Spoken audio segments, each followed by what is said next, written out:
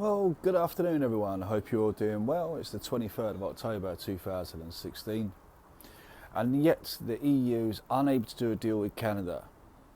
Don't know the total ins and outs, I've got to be honest. But it's not just Canada, is it? It's Africa as well, and it's also America with TTIP. You ever find that maybe just there's a problem with the EU rather than the rest of the world?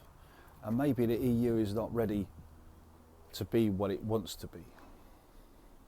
At what point do people start waking up and realising that we need to stop this union? It's making people unemployed, it's making economies crash, it's making banks crash.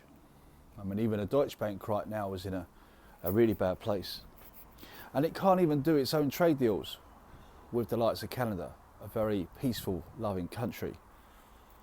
But yet people still want to be a part of this.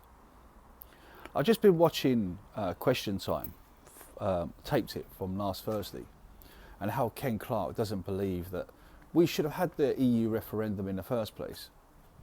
And he believes we should go straight back into it. This is Ken Clarke that's made quite a few quid out of the EU, and that's why he wants us back in. You've got to realise that these politicians, these MPs that want to take us right back in there, must have a reason for it, must have an agenda. But no one's really looking at that or questioning it, are they? The fact is that 17.4 million people voted to leave the EU, but yet the powers that be still want us back in. You have to ask yourself the question, why? Have a good day, people.